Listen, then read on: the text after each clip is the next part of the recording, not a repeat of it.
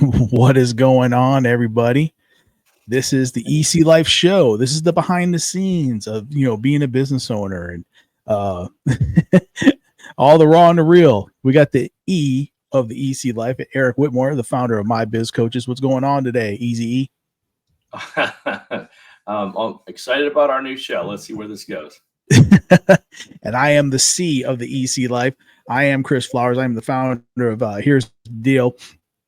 And like I said, we just wanted to come at you just a little bit different on this particular show. We're going to talk about, the raw and the real. We're going to talk about the behind the scenes of being a business owner. Like I said, it ain't all fun and games, but it ain't so bad either. So, gotta make sure you know what you're getting into if you're going to get into this life. Because like I said, it ain't all, like Rocky said, it ain't all sunshine and rainbows, but at the same time, better than working a 9 to 5 in a cubicle, right? That's right. Absolutely. So, even putting on this show, we were supposed to do it last week, but we ran into some technical difficulties, ran into some scheduling difficulties. Even like I said, we were going to go live on YouTube, but we couldn't, we had a scheduling conflict. So Eric and I had to do it in studio, and you couldn't do 2 screens on YouTube. So we had to go back to our old and ready, steady StreamYard and do it that way. And we're going live on LinkedIn. So like I said, man, but that's one thing about you put 2 soldiers together, we're just going to drive on, man. We're mission first, and we're going to make it happen one way or the other. We will find a way to muscle through. That's right. And I guess you can't there's going to be no you can't post comments on LinkedIn, which is unfortunate, but we do want people to participate. So like then when you see the show on LinkedIn or whatever social media that you do happen to see this on, like I said, just feel free to post comments, bitch, gripe, complain, make compliments, do whatever you got to do. Tell us, give us your feedback, be real. And like I said, just tell us what you think and tell us what you want to hear about, what you want to know about, man. Yeah, absolutely. So what are we going to start with as a topic here? What are we going to go with?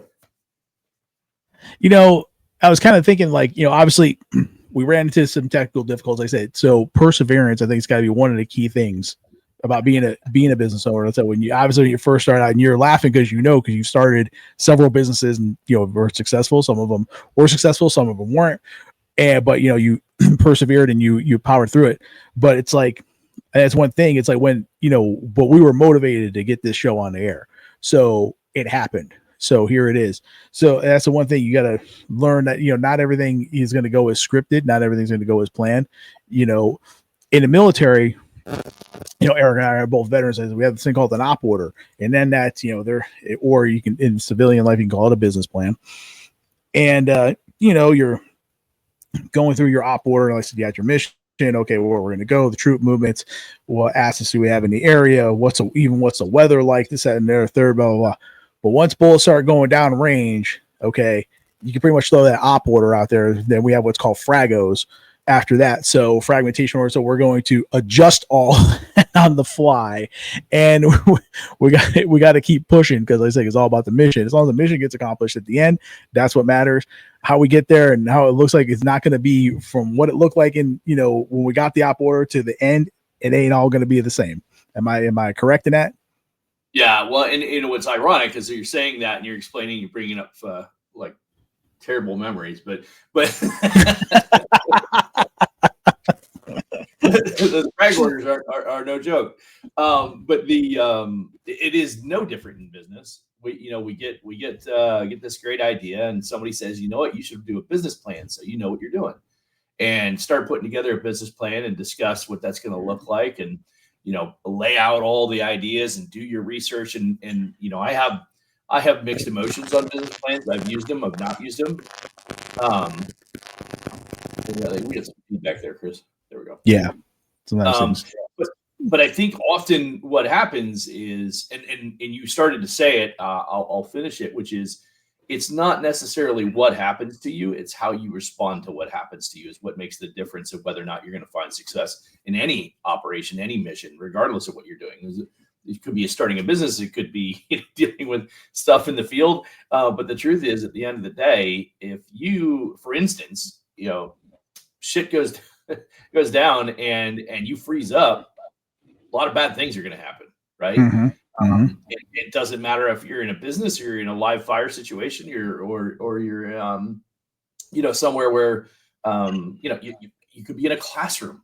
You could be a teacher in a classroom. You did that for a little bit, Chris, right? It's like something goes wrong in the classroom, and how you respond to it is going to determine whether or not those people are going to want to listen to you and follow your lead. Actually, that would take us a whole other topic, but I'm certain over the coming weeks we'll do a lot about leadership and discussions like that. But how you respond in that moment determines everything, and your ability to grow, build, improve, whatever the case may be, is going to be determined by your ability to adjust in every less than desirable situation. So, absolutely. Yeah, cool heads win firefights, man. If you start freaking out and going all over the place, and you need to pull back. And I think that's the thing what I appreciate about working with you, because full disclosure, Eric is my business coach.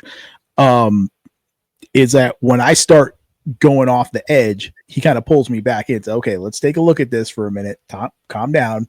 Here's some things you're doing well. Here's some things we can improve on. So like I said, because I'll start spinning out and going the wrong way, and it'll kind of rein me back in, which is good. Because that's going to happen from time to time. And that's what I say. And that's the thing too. I think the other thing that, we got to understand that, there are certain things that are, people say like are individual sports like tennis or golf, but they have coaches too, right? Tiger had a coach, Djokovic had a coach. Yeah, more than one coach. So that's the thing. I think when you're in a business, you can't be this army of one, which is complete bullshit. Because even in the army, we're definitely not an army. We got, well, like I said, because without, even if we're outside the wire, we got logistics that, we don't have logistics, we don't have comms, we're screwed, we're dead. So, so that's the thing. It's like, you shouldn't try to go this on your own. You shouldn't try.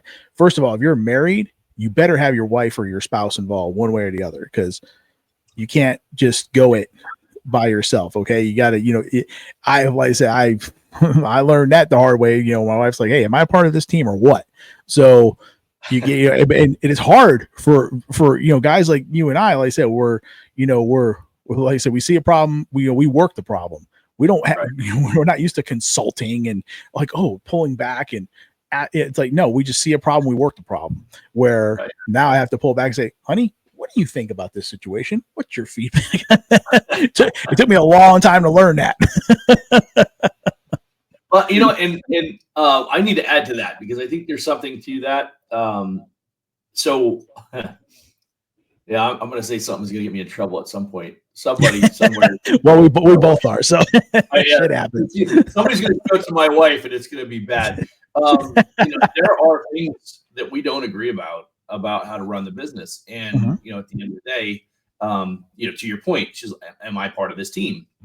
And if you're married, if you're cohabitating with somebody, they're part of the team one way or another, right? And their support, honestly, will have an impact on your ability to be successful in your business. Absolutely. So, now there's a whole other side of this that we could go into at some point, but it's, listening to the people who don't always, support you, which sometimes it's hard to identify people that are supporting you and people that are not. And you want to believe that friends and family are supporting you, but there's also things like called the tallest poppy syndrome, right?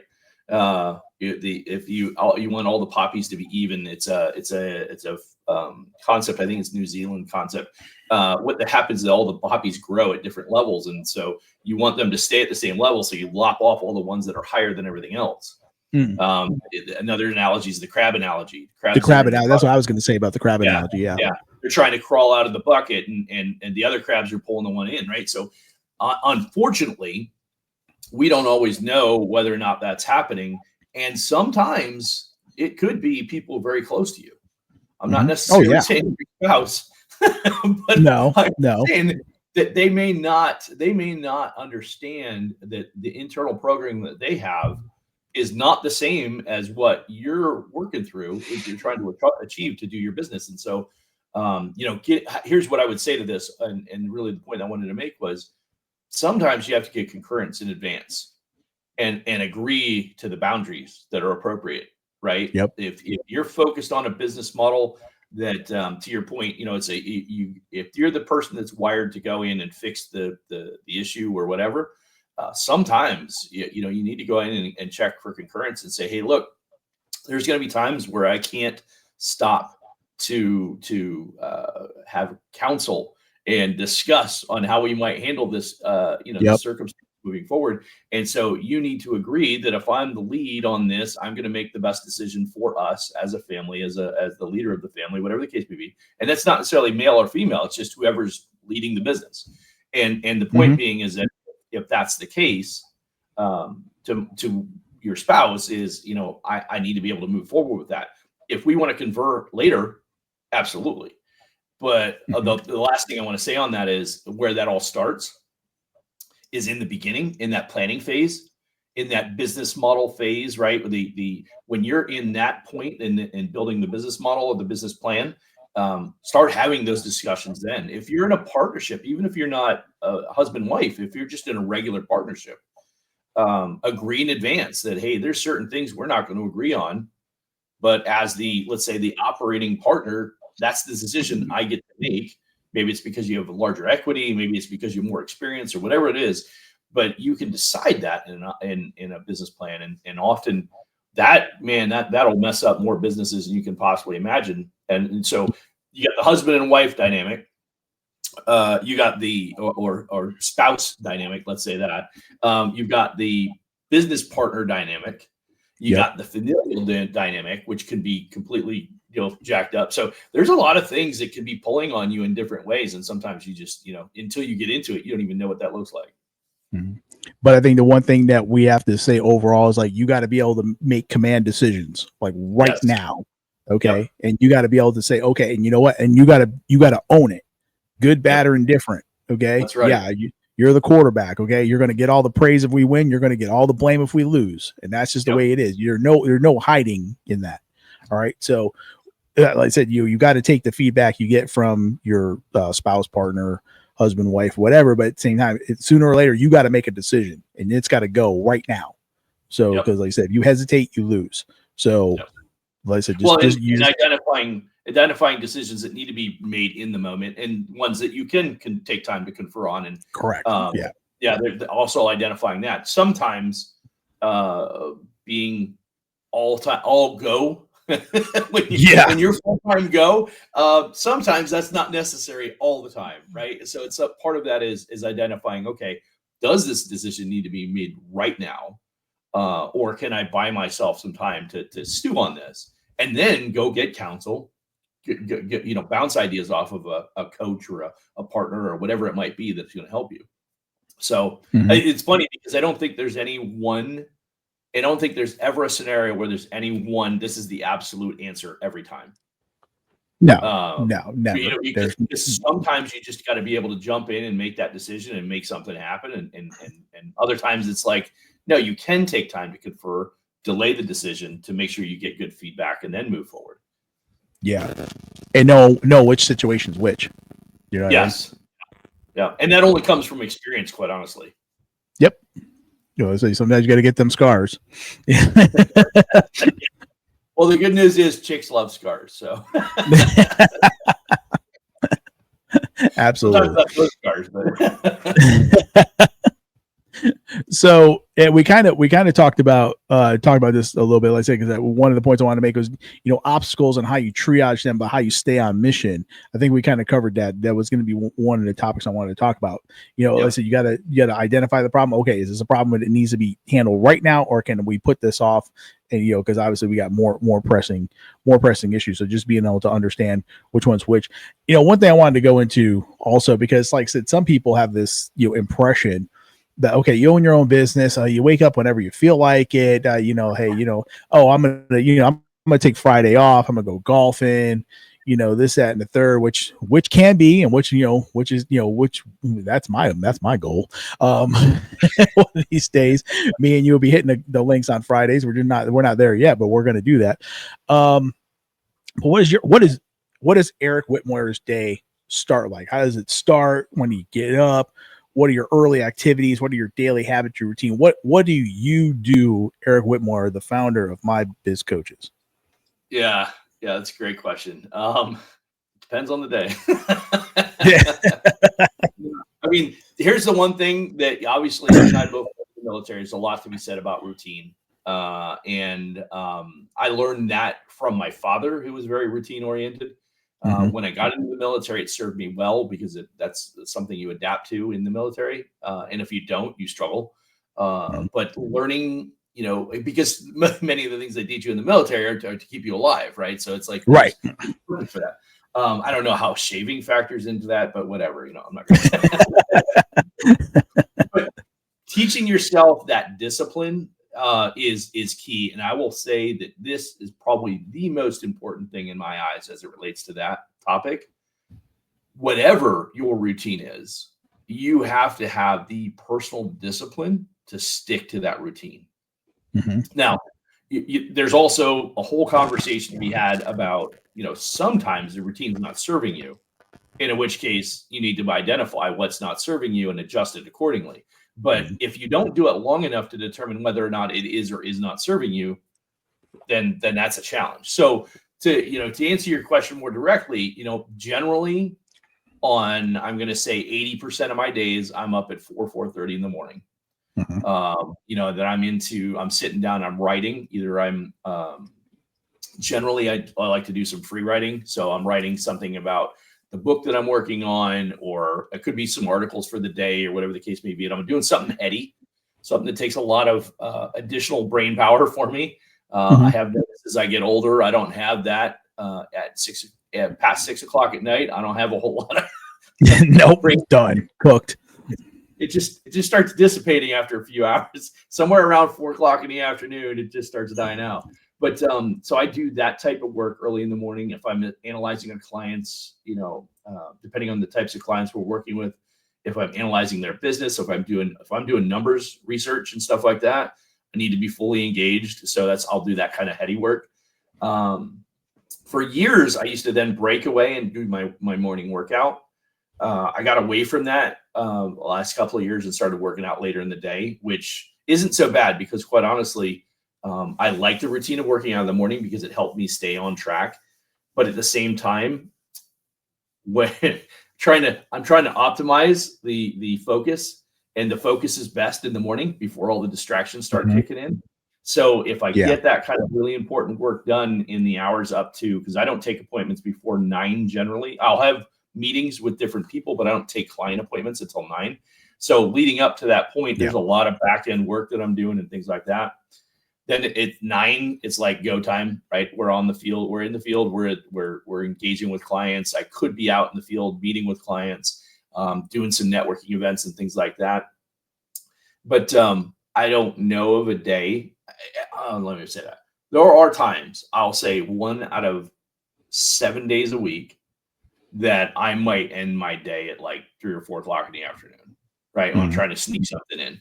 If we have a family obligation where it's one of the kids' birthdays, their grandkids' birthdays, or something like that, I got to be locked up by 4:30 in the afternoon because I got to be where we're going to be for dinner or whatever the case is, whatever we're doing.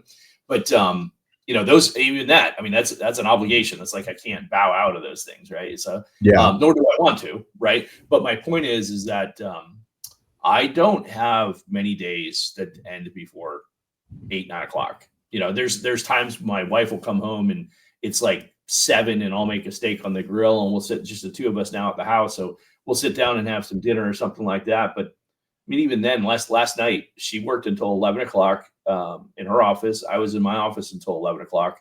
That was my day, right? I go to bed, I wake up, and then today I got up late. Today I got up at 5:30. So it's and that's 30 years. That's been my routine, generally speaking, right? It doesn't. There's days I sleep in, even on the weekends. I'm up at 4:30, 5 o'clock, just to be clear. Yeah, same. I don't. I'm not, there have been times where occasionally I'll sleep in on the weekends if we're doing something, but I mean it's 80-90% business. Because we're in growth mode. We're in full on growth mode. Now, the nice thing is when I unplug, I unplug. I don't pull out my phone. I'm not constantly doom scrolling. I'm checking out and I'm doing my thing, but that's my away time, right? And I think that's the other thing too, to be able to have that kind of routine, you have to be able to unplug when you walk away from it. And that's, I see, I'll get frustrated with my wife because we'll be having, a brunch or something on a Sunday morning, and she'll pick up her phone and like that. Often she's trying to post her breakfast or whatever she does on Instagram. Why? I don't know yet. She gets sucked into some kind of email or text message from a client or something like that. She's always working, right? But I think it's interesting because I think that's a whole nother discussion at some point is, managing that and identifying when to unplug and when not to unplug.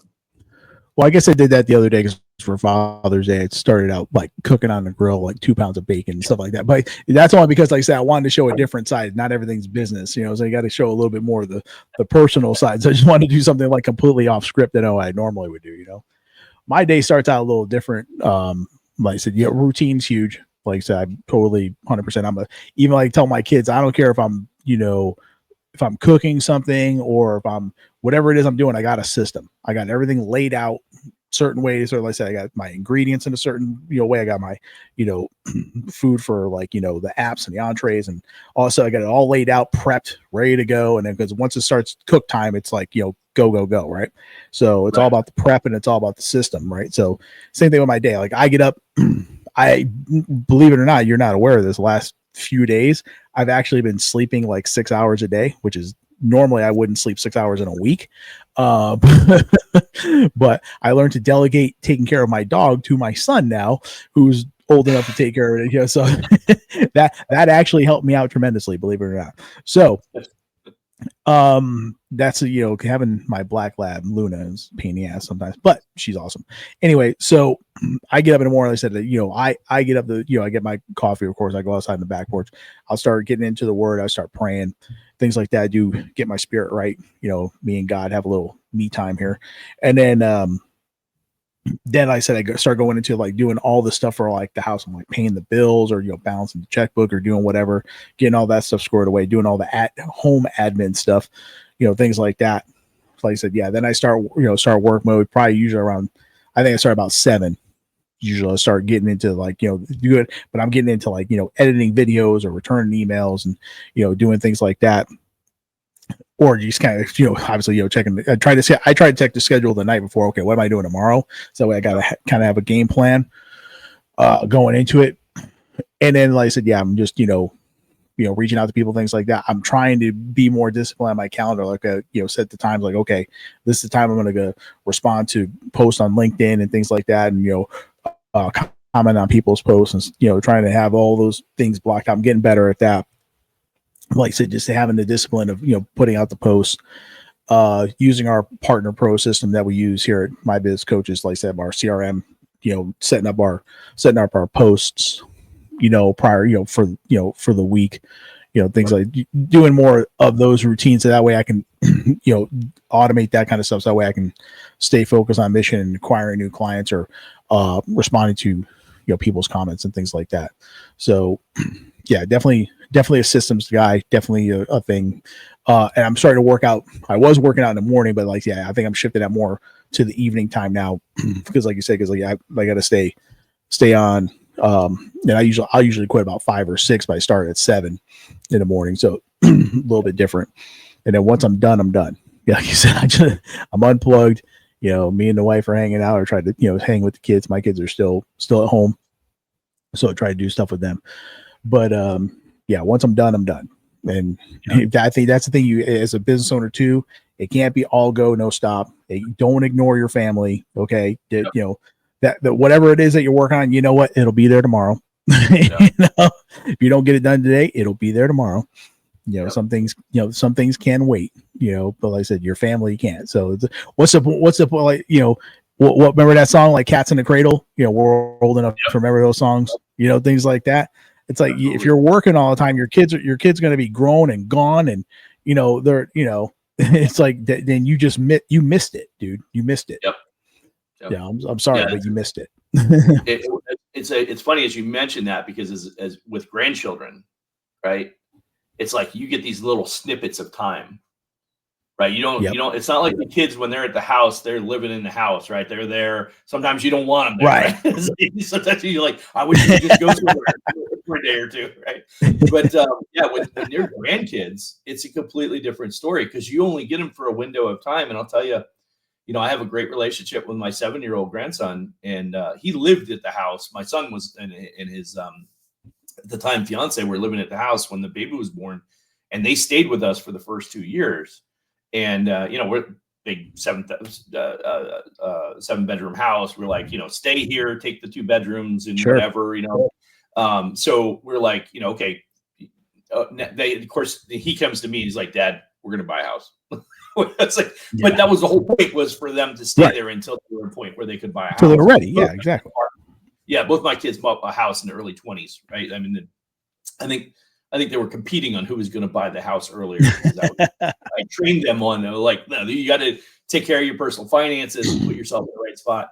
But anyway, my point was, with the 7-year-old, he lived with us the first 2 years, so I'm pretty tight with him, right? We did a lot of played football in the house, and now he's bigger and older, and we have to do it outside because he starts breaking stuff. Sometimes it's me that he breaks, but there were days where he'd just come run up to me and he just want to sit on my lap and hold me, and man, you can't buy that kind of that's a whole nother level. You can't ever and if you, to your point, you can never be too busy for that, dude. Never. That's what I'm saying. Is like literally there. I remember there were times, and my story. They're not my children are not my biological children. I helped raise them, but they are my children. Oh yeah, 100%. And they're my grandchildren, right? And so when he would come in and he'd jump on my lap, it was just like, I got to stop everything. It's like, as much as I'm in mode and I'm writing this article, or I'm doing this, or I'm putting together a post, or I'm doing an assessment for a client, I'm just like, no. I don't. I know it's Rucker, Darius Rucker, country singer. Oh yeah, it won't be like this for long. Yep, that's right. And I will tell you, he's 7. He's not the same way. We still have that relationship, but he's not. He wants to play video games with his friends. He wants to do other stuff that doesn't include Papa anymore, and that's. I do accept that. And so even more so now today, I'm like, I get that moment. I'm taking that moment. And as a business owner, it's easy to get caught up in that, I got to do this. I got to do this. I got to do this. But when you get that moment, you can't turn a blind eye to that, because you missed that opportunity. Nope. Yeah, there's certain, we talked about before, like, you hesitate in business, you're going to lose. Okay. You may lose a deal or something like that, but you got to be able to, you got to be able to drive on. But these things like that, like I said, and I'm guilty of it. I am guilty of it. Like I said, especially when, first starting out and things like that. Yeah. I was a father. Yeah. Yeah. So I am guilty of, as a grandfather. Yeah. Well, no, because when my kids were like little, I was working full time and I was running for Congress. And I was gone, dude. I was gone. I might as well have been deployed. I mean, cause I was gone. Yeah, I was running all over the place. I'm running to Tucson. I'm running to Yuma. I'm running here. I'm running there. And that was a point where I was like, okay, stop doing this. This is, because before your kids are out of the house. And like I said, my kids are growing up. My daughter just turned 18. My son's 16 going on 17. And, it's great now that they're older because they are more independent. But now it's like, okay, let's have family game night. Oh, I'm doing this, I'm doing that. It's like, well, no, we still need family game night, man. Look at it, or let's watch a movie or something. Like, and then they're trying to watch a movie. It's like, like my daughter hates every movie like we want to watch. Like, she can't stand The Breakfast Club or something like that. So, but that's the thing. So you got to take those moments. Okay, we don't want the show to go too long. We're trying to keep the show a little bit shorter and sweeter. So until next time, we're going to start signing off here. Like I said, this is the debut show. This is, the EC life. This is the behind the scenes. Okay. This is the, not so polished, not so, which for me is easy because I'm never really polished anyway. But we're just trying to give you the good, the bad, and the ugly. Like I said, it ain't always easy, but it ain't so bad. You know what I'm saying? You remind me of that the scene from the movie The Demolition Man. Yeah, with Stallone and Wesley Snipes. Yeah. Yeah, it's What- towards what- the end there, and what was his name? I can't remember the comedian that was in that movie as well. But the guy's standing there, and he's like, "Okay, you get a little dirty, you get a lot clean." It's somewhere in the middle. Yeah. I'm trying to clean it up a little bit. I haven't dropped any F-bombs on this show, but you never know. Like I said, trying to clean it up a little bit. All right. So like I said, on that note, like I said, please, like I said, when you see the show on whatever social media platform, like, comment, share, like I said, yeah, tell us everything. Tell us we suck.